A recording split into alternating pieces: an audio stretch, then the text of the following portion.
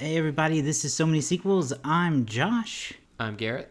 And I'm David. Welcome to the show where we're going to be talking about Furiosa, a Mad Max story starring Anya Taylor-Joy and Chris Hemsworth, among others. Letterboxd describes this movie as the world fell, young Furiosa is snatched from the green place of many mothers and falls into the hands of great biker horde led by the warlord Dementis. Sweeping through the wasteland, they come across the citadel presided over by the Immortan Joe. While the two tyrants war for dominance, Furiosa must survive many trials as she puts together the means to find her way home. This is the follow-up to 2015's Mad Max Fury Road, but actually serves as a prequel to that story. How has it been received in opening weekend, David? Well, critically amazing, but in terms of numbers at the box office, it's not going well, and many outlets are talking about how this is the worst Memorial Day opening weekend in about 29 years, excluding the pandemic, obviously, when 2020, when there was basically no Memorial Day weekend. So Furiosa opened up the weekend of May 24th, 2024. Estimate right now for the 3-day is about 25.5 million.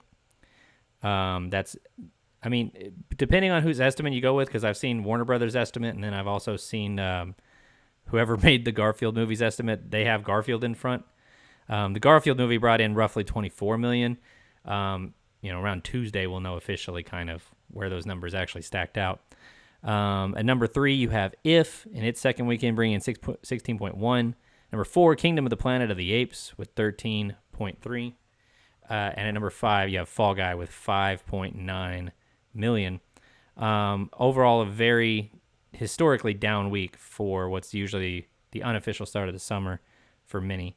4-day, the numbers are a little bit, better is relative in this sense.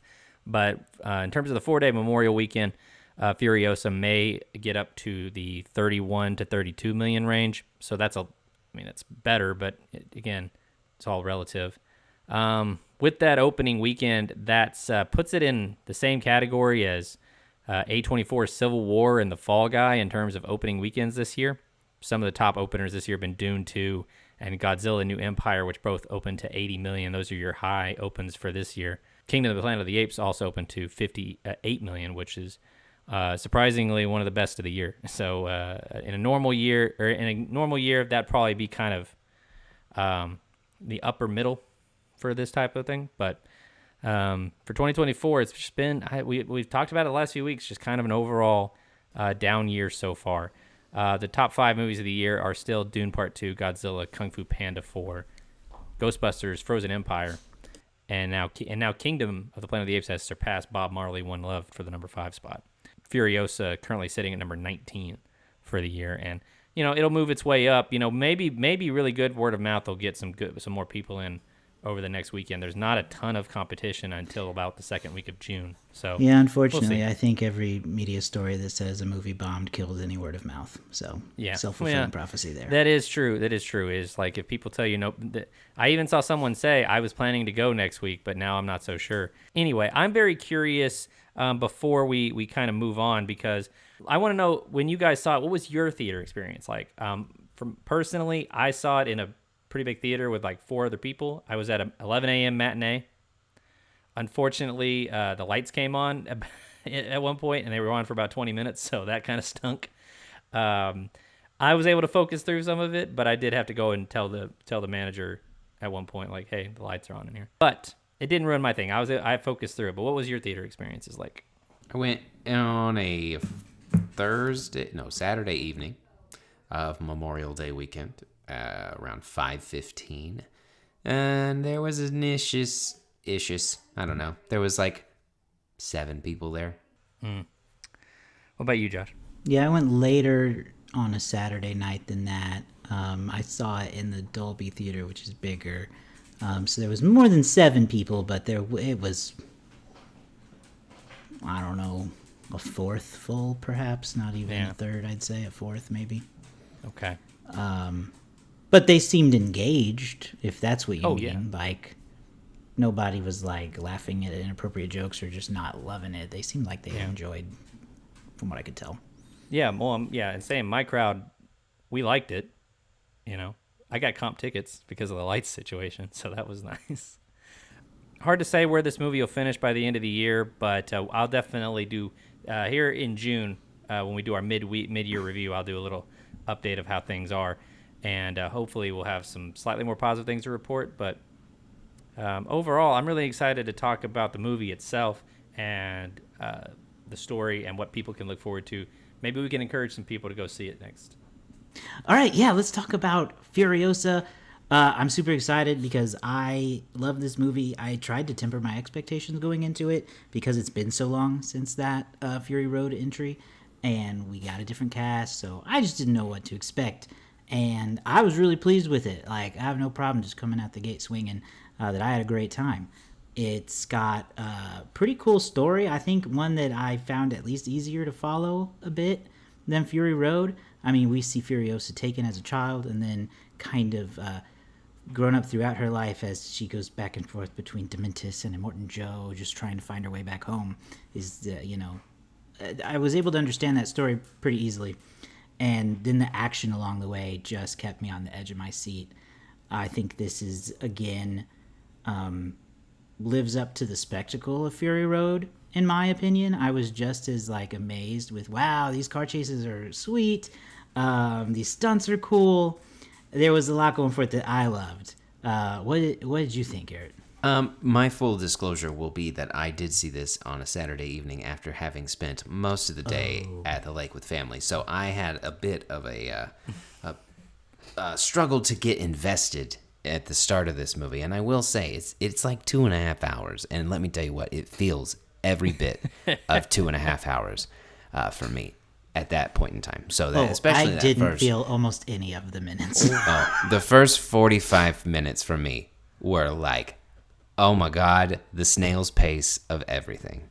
And I was a little surprised because we had talked so much in Fury Road about how George Miller doesn't like dialogue and he lets the action and all of that do it. And so this is a completely different thing where you do have more story. You don't have a ton of dialogue, but you do have more dialogue. Mm-hmm. And so it was kind of interesting. I thought that. And then after the 45-minute mark, once you get into more of the action-based pieces, then I felt like the movie really picked up and kind of found its pace. But there was so much exposition there at the front that I don't necessarily know was needed because we knew enough about Furiosa, in my opinion, to where some of it was interesting, but I think it could have been tightened up a little bit.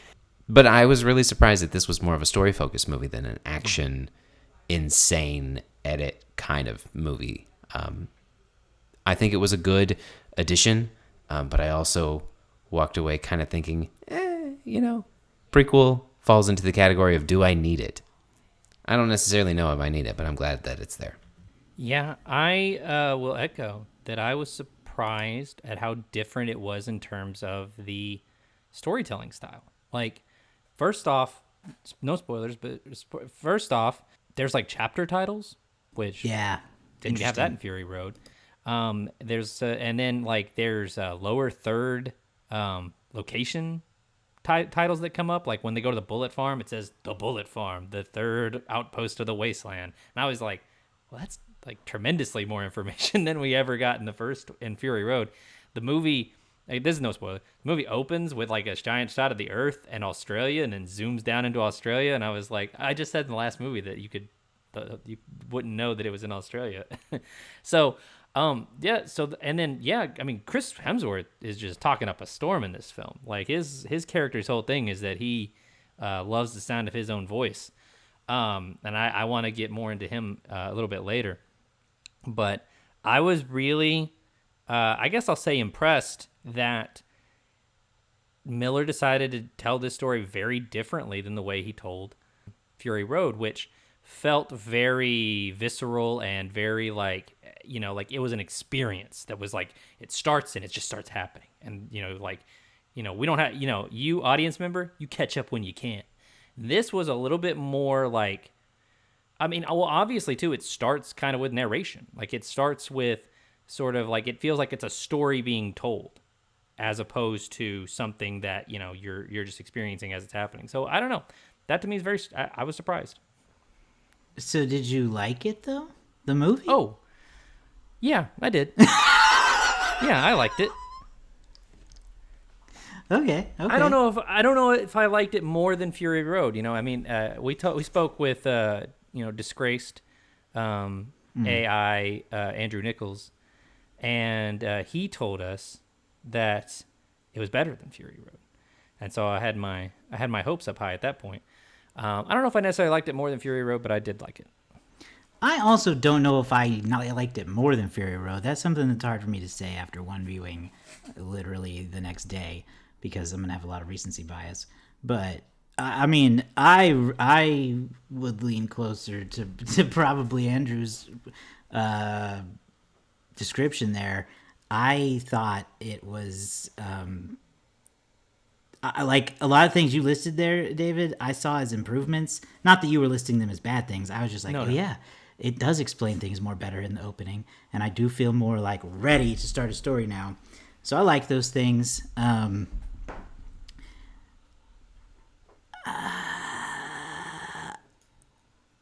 don't know. Now I'm painted into a corner because, like, I'm about to say I could have used finding out more about the land of the mothers or whatever. Oh, right. Yeah. But you guys are like, no more story. No, I dug more story. But I just found it interesting that he decided to go that way. When you compare the two movies, the way that they're told is just very different, and it surprised me. Yeah. I think what I meant as far as the exposition was the amount of, I don't know. In Mad Max, we learned that Furiosa was kidnapped, and so seeing a lot of that was interesting. But I don't know. I feel like there was. I have no issues with the Green Place in learning more about that. I just think that it took a while to get me caught up to where I felt like we needed to be. They spent a lot of, some of those could have been deleted scenes, and I think it would have been cool to see some of those special features is all I'm saying. I think that it could have been just tightened a little bit. You don't necessarily need it. And I also think I can say I definitively didn't like this as much as Fury Road. I think that if you look at the story perspective, most of the side characters that we had, they're there, but they're incredibly forgettable. I think outside of Chris Hemsworth and Anya Taylor-Joy and the recognizable bad guys from Mad Max, the main guy, David, that you mentioned that in our little notes that you couldn't remember the name of, I don't either. I don't remember his name, and he spends like half the movie with Furiosa. I don't know who this dude is. Yeah, there's a lot of people who I just feel like are kind of there, and they're not really well written. They serve a purpose, but I feel like it kind of shows why George Miller says he doesn't like dialogue as much. I just don't think it's as strong. I'm not knocking it. I'm just saying I think that the way Fury Road was written and executed landed stronger than this one for me. Yeah. Okay. And I can agree with that. Like, I think that the longer, okay, so I can say this, with it being a week since I saw Fury Road now, Fury Road has improved in my memory over time. I will be interested to see how Furiosa does in that respect, because I enjoyed myself the day after. I'm still kind of riding a bit of a high with it. It is funny. So, okay, as we get into the characters, the actor Tom Burke, let's just start with this one since we brought him up, plays Praetorian Jack, who is essentially the guy in Indiana Jones and the Last Crusade who gives Indy his hat at the beginning of the movie. But, like, he's that for Furiosa. He's like the dude who basically inspires her whole, persona, more or less, as she becomes Immortan Furiosa, with the grease paint on the eyes, and he gives her the gun, and he's like, he shows her the ropes of driving the war rig and all that. Like, he's a big part of her evolution from, very smart, very capable young girl to, like, hyper competent adult woman, or like this, like, unstoppable force that she's going to become. And I kind of wish, that, I don't know. It's kind of funny because he just, as a character, there's not that much to him. that we get to really know about. And it's funny because Right. that's a little bit what Furiosa is like in the first one. Is like you don't get a lot of stuff Correct. there. Yeah. Jack is more of a almost her sidekick, but it's not presented that way in the story because she's not Furiosa yet. I don't disagree with that. I would have liked to have known more about who he was and spent a little more time with him too. But I also gotta say, like, I never thought that when I was watching. So I think that now, but at the time I was like, yeah, he seems nice. Let's go with him, and until he's no longer useful, and then move on and keep doing badass Furiosa things. Well, it was an ally when she needed an ally, and that's kind of I That's think kind of how she operates. I think that's what she needed. She's a good person in a world of bad people. And here's a person that she can look to and go, wait a minute, not everybody in this world is like just a total piece of shit. There's at least some piece. So like I can. So it basically is a glimpse into her future of I don't have to be a bad person. I can be like Jack. So I mean that was a very interesting part of the story, but at the same time. Maybe it's just because I don't know the actor very well, so like he doesn't stand out. Like I hate to say that star power works, but sometimes star power works. Sure. Yeah. But let's move on to the main characters. Yeah. How did you? So we get to see more of Furiosa in this movie, but we still kind of hear from her about the same as we do in Furia Road. Despite all the talking we talked about in this movie, it's still not really from our main character for the most part. But how does everyone feel about Anya Taylor-Joy taking on this character? I really enjoy her as an actress. I've enjoyed most of her work that I've seen, and I thought she fit into it really well. I thought she had a different but still powerful intensity than Charlize Theron. One thing I really like about Anya Taylor-Joy is her eyes are extremely expressive, and she talks with them a lot, I feel like, in this movie as a way to almost supplant the need for dialogue. So I thought she was great. How did you guys feel about her performance in this? I would agree. I think that she's, again, one of my favorite actresses right now that, anything that she's in, I'll see. And she's got such a good range in her bank that she's really believable in a lot of parts. She has done movies in the past where she's just been a badass bitch, and she was that in this, and I loved it. And she doesn't have to talk as much. And honestly, her performance was one of the best one in this, and I think it's because she had the least to say. And I think that excels whenever you have a director who is good at telling a story through body language and other pieces than just dialogue. And I think that she nailed it. I also wanted to call out the younger version of her, Alayla, I think, Brown. One of the things that I had heard is that they shot those two in a way where they superimposed each other's faces at a certain percentage over time, so they kind of aged into each other. And I had heard about that beforehand, and so I was specifically paying attention to it. And so, like, her face at the youngest age is like 35% Anya Taylor-Joy's. And as Layla Brown gets older, they turn up the dial until it turns into Anya Taylor-Joy. And it was really well done. I thought that piece was really cool. Yeah. And to think that way was really well done by the effects team.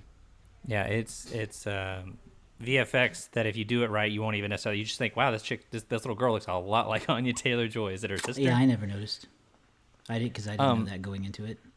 And I want to say the deeper she got into the movie, like there was a point where after so spoiler alert, but you see the poster, after she shaves her head, she sort of walks up to this group and you just see her from behind, and Anya Taylor-Joy delivers like just a couple of little lines, and I'm like, wow, she actually just sounds like Charlize Theron. Like she's just like, she's got the timbre of her voice is like just enough that it's like, oh yeah, she just sounds like Charlize now. So I thought Anya really nailed this. I mean, the physical aspect of the performance, I'm sure like her stunt woman was probably incredible in this as well. But like it's a role that like really kind of demands a lot of time on set. I mean, that was something that Charlize described, was how long she would have to sit in the war rig on a given day. So like I thought she did a really good job. And the character itself is so interesting because it's I talked about this a few weeks ago with like Lakeith Stanfield. Anya Taylor-Joy is another one of those actors that just looks like there's so much going through their head that they're not saying. She can just communicate so much without saying a word. So I thought she was really good here. Yeah, great. What about Chris Hemsworth? Let's go back to him. We get to see him play a real villain this time.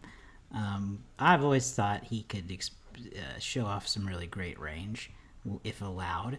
And the only reason I was hesitant about this is because I was like, oh man, I feel like when they try to make Chris Hemsworth a villain, he's still like a little too goofy. I didn't feel that was the case here. He definitely had some goof elements to him, but I still thought he was pretty good as a villain too. Not quite as menacing as Immortan Joe, but Dementis was still like, okay, you're intimidating enough.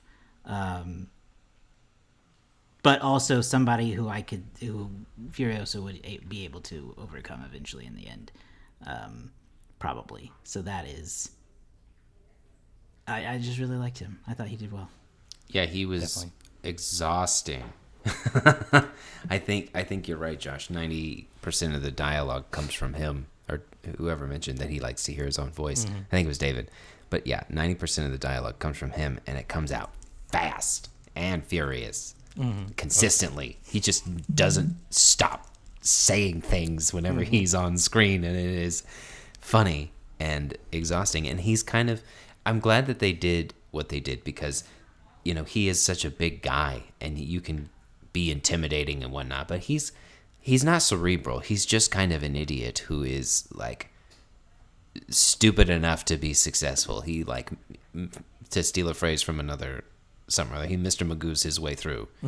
He somehow just keeps screwing up over and over and stumbling into some kind of success. So he's very interesting, and I'm really glad that Hemsworth, they didn't just make him a big muscly guy.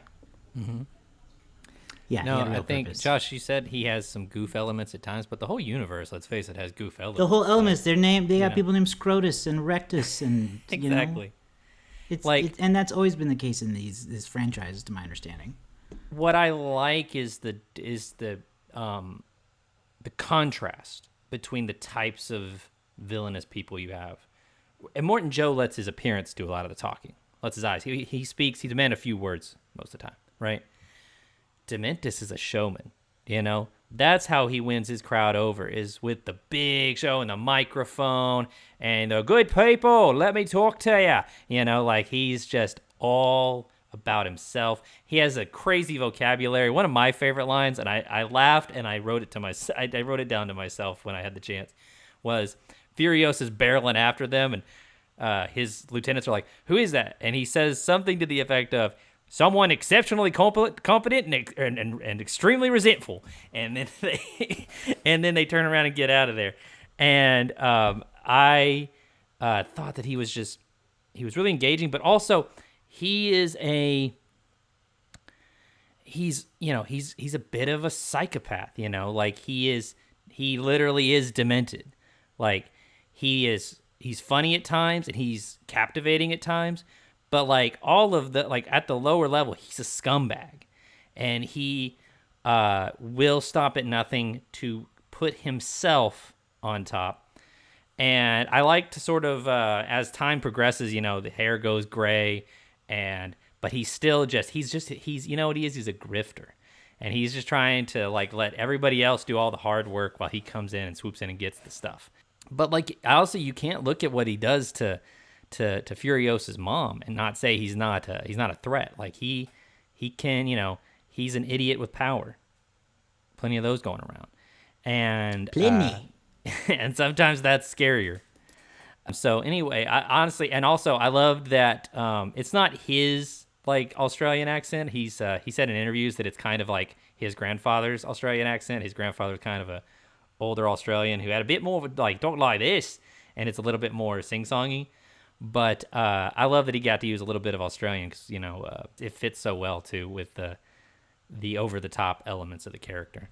Yeah, and we got to see Immortan Joe return. However, I don't know if you guys caught this, but we have a new actor playing Immortan Joe in this film because the original actor had passed away in 2020, actually.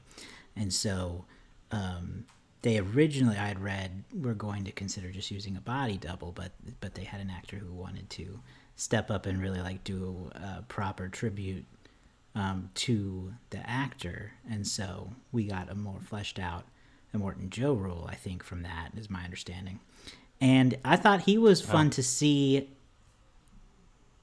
at a more from a different point of view, I feel like, than in Fury Road. We get to see him like with his cabinet or whatever you want to call him, I guess, like making deals with Dementis and stuff like that. So a little more like palace intrigue, I suppose. There's even this scene literally where they talk about like a royal marriage of sorts, to bring empires closer together. So I thought that kind of stuff was fun. Did you guys like seeing Immortan Joe again? I did. I kind of wish, though, like this is my only real quibble, is that at the beginning of the movie, or when we're first getting started, it's supposed to be like 19 years before the events of Fury Road. And I feel like everybody looks the same age that they did. Everybody except for Furiosa is like the exact same age. Like Immortan Joe didn't look any different. And I was kind of hoping that we would see sort of like weird mask thing Immortan Joe, or there'd be some sort of, you would see like the early stages of these characters. Rick just looks the exact same. I mean, Nathan Jones, he's just the same dude. And a lot of time is supposed to pass between little Furiosa there and Charlize Theron. But but at the same time, it was cool because, yeah, you got to see them from a different perspective. And Immortan Joe's kind of like saves Furiosa in a way at the beginning. I mean, doesn't in terms of what he's going to do to her, but at the same time, he gets her out of the situation that you kind of want her to get out of. You don't want her to be with Dementis. Yeah, it was an interesting way to set up backstories. Again, supposedly there are going to be more Mad Max Saga sequels coming out, and who knows where they're going to go. I did think that it was interesting to see this side of Immortan Joe. He seemed a lot more intimidating and scary than he did in the other one. In the other one, let me be real, he just seemed like a grumpy old man. And so I was kind of like rooting for him to go down. But in this one, he seemed, a little more fleshed out. And that is, I think, well done. And I think that it is an interesting way to go if they want to release more movies to show how these three fortresses were created and how those came about. I'm interested in that and how those bad guys came to power and collaborate or whatever. I think that would be interesting to see too. Yes, Mad Max prophecy.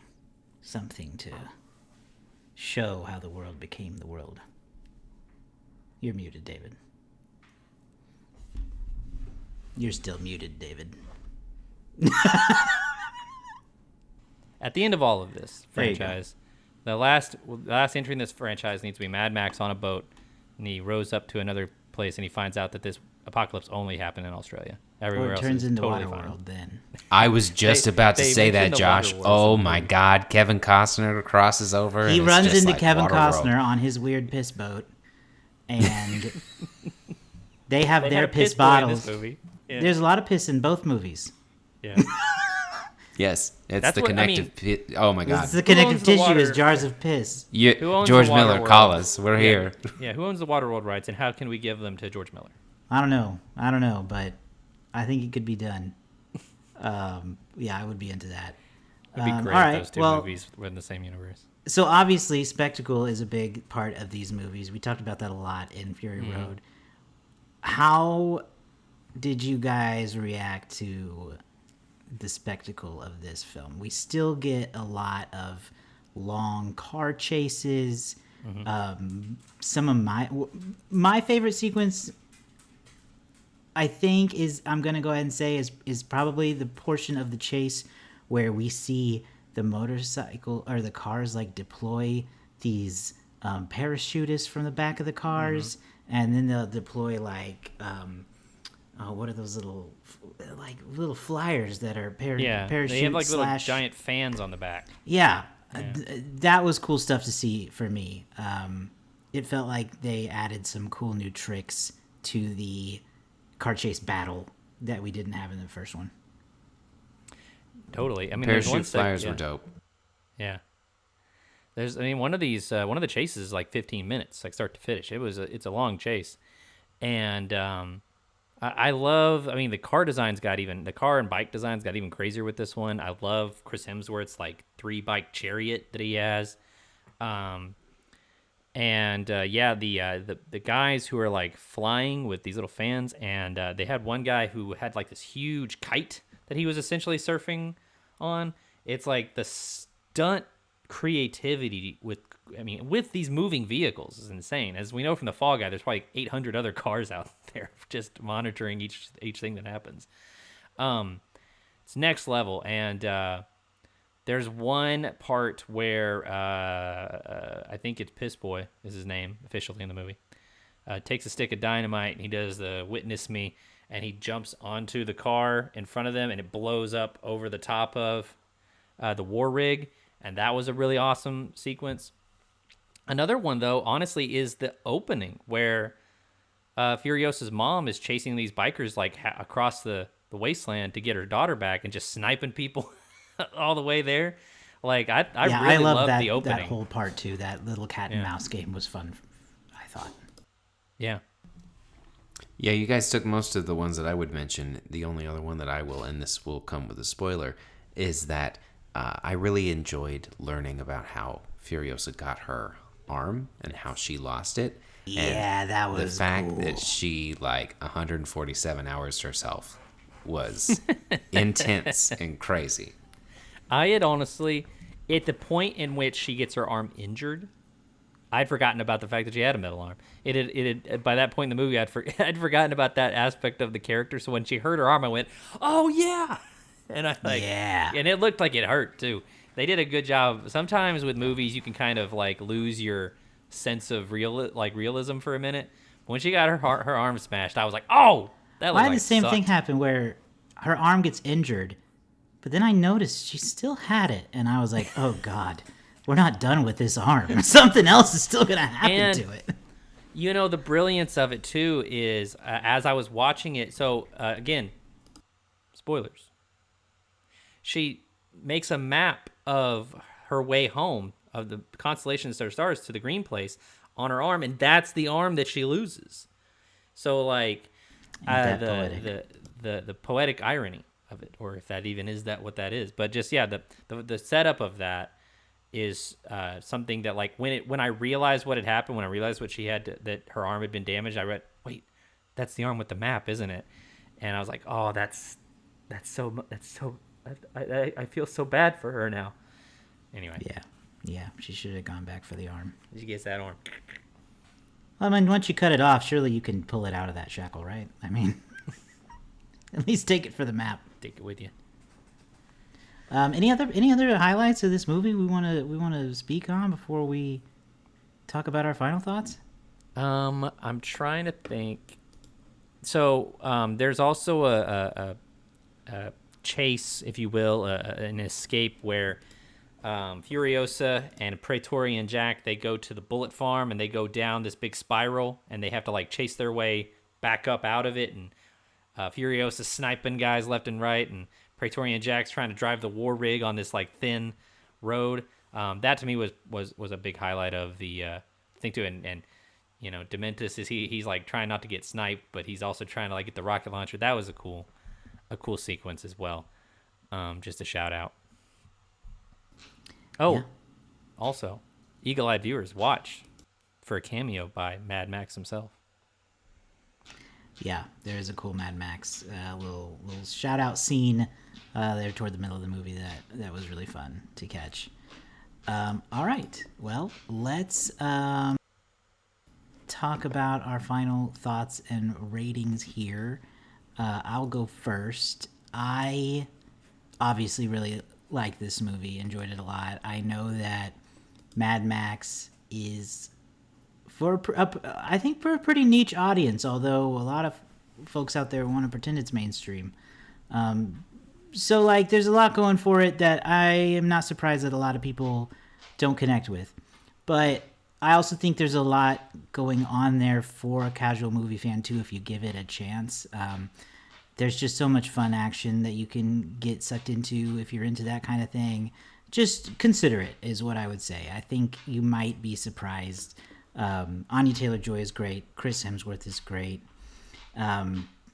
It's, for me, I'm gonna be very generous, and it's 4.5 stars for the time I had. I would say for me, it was good performances by good actors in the two main characters that we have, and then everyone else is pretty forgettable, even though they deliver their parts. And I just think their parts are kind of mediocre. I think that the thrill rides are fun, but I don't think they're quite as thrill-seeking as I was seeking for. They left me kind of wanting a little bit more. And I think that it is a good installment to the Mad Max. I'm glad that it's here. I want to watch it again when I haven't spent the whole day at the lake and I'm not, a little exhausted. But for me, it is a 3.5 star movie. Okay. For me, I had no interest in the Mad Max universe prior to a few weeks ago. Really enjoyed Fury Road. And you know what? I did enjoy this quite a bit. And I think that most people would enjoy this if they gave it a try. But again, like Josh said, there's going to be people this movie's not for. It is R-rated. My wife wouldn't like this. I can tell you that. It's not, I wouldn't show it to any kids under 10. Right. But it is, if you like high-octane, fun action, good, like, character-driven story stuff, you'll get that here. And so I am going to go right between you guys with a 4 stars for Furiosa.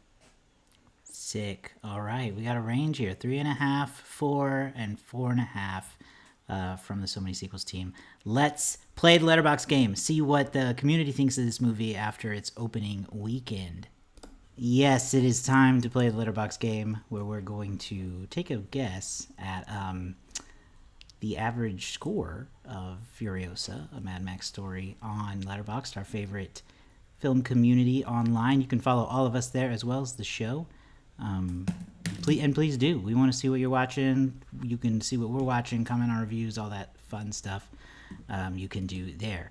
Before we do that, though, I'm going to read some of the most popular reviews from the website. These can always range from funny to, more reflective, and it's always fun to see. Starting out here, we've got 4.5 stars from Sydney, The Feminine and the Furious. I think that is a decent possible title for this. 4.5 stars, Christ Hemsworth. I think because of the long hair look, perhaps, which I can see. 4.5 stars, the AC broke in my damn theater, so I guess I bought a 4DX showing because my ass was sweating like the desert. That is very great. Oh boy, that sucks. 4 stars, sickest revenge I've ever seen in a movie. And then finally 5 stars, never ever mess with a woman during her buzz cut era. That's good advice. So we got a lot of funny ones on the top today. Yes. And we've got a very special Letterboxd game for this week. We do, don't we? Why don't you explain the rules this time? Well, Garrett and I have already seen the score. It was spoiled for us. That means, Josh, you step to the plate. Now, Josh can either get a point here, or he will not get or he'll get 2 points for getting a direct hit. But he also could just get it wrong, and that would be pretty funny. But here's I don't think it would be funny. Like the chances of him getting wrong are like wrong or a direct hit. I mean, those are like big difference. You get one chance at a direct hit. Otherwise, you're wrong if you look at it that way. Yeah, if you look at that, because like how can I really get it wrong if I'm the only player? Oh, because normally we play. I'll always who be gets the it closest. closest. We normally play who gets it closest, but you either get 1 Josh. point or you get a direct hit. Yeah, Josh, you'll either get 1 point for sure or 2. Wow, I love this. Is literally a handicap week made for me to get an extra point for sure. Maybe 2 if I'm good enough. Probably not, but maybe 2. Maybe 2. We'll see. So I think if I remember, let me give you some. Let me give you some heads up here. Okay, go ahead. So, The movie's already been watched by or logged by 160,000 people on Letterboxd. That can't be right. Everybody says it's flopping. 141,000 ratings so far. Already, 783 people have put this in their top 4 movies. So, Well, what do you think, Josh? I mean, I remember the current Letterboxd Fury score. Road. I'm pretty sure I remember that being a 4.2. So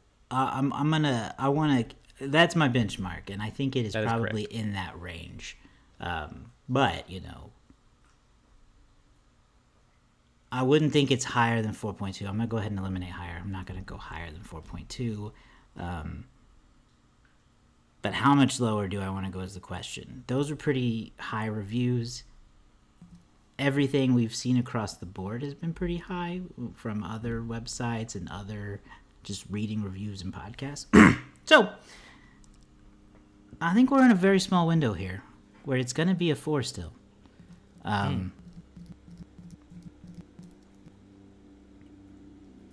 So, I'm going to go with 4.0. Final answer, Regis. Remember him? Well, Josh, on a week where you're destined to win, you went above and beyond because it is exactly a 4.0. It's a direct hit, a much-needed direct hit for Josh, who is currently last in the Letterboxd leadings. With that win, you move up to 7 points, just one behind Garrett at 8. I'm up at 10. And little fun fact, it's actually a 4.01. It's as close to 4.0 as it can even be at this point. I'm very pleased with this. Still feels 4 stars. weird. 4 stars is the highest amount of the stars that, like in terms of the ratings, that's the one that has the that's the 36% of people who have rated it have given it 4 stars. Well, that's interesting because, again, we came down to 3.5, 4, and 4.5, and Letterboxd has given it a 4. So they came right in that between averaged out to a our 4.0. ratings. So I'm pretty happy with that outcome, I would say. And I'm very happy to have earned 2 new points on the board to probably continue in last place, but by less. Am I right? What? Sorry, what'd you say? Don't worry about it. We'll figure it out next time. Hey, We don't you're in the need to top talk 3. about where exactly I place after all. But that is all for this week. We'll be back soon with more new movies. We got more stuff coming up for you soon. We've got a mid-year review coming up here in a little bit. So plenty of stuff to look forward to. Be sure you go subscribe to our YouTube channel or in your favorite podcast app so you can keep up with all those new episodes and reviews. You can also follow us on social. We're on Instagram, TikTok, Threads, and Facebook. So send us a message there, comment, whatever. Let us know what you think of the show, the movies we're watching, what you think we should watch. And then finally, you can go to SoManySequels.com and find all those links and our past catalog of episodes so you can dig those up and listen as well. We will see you guys next time.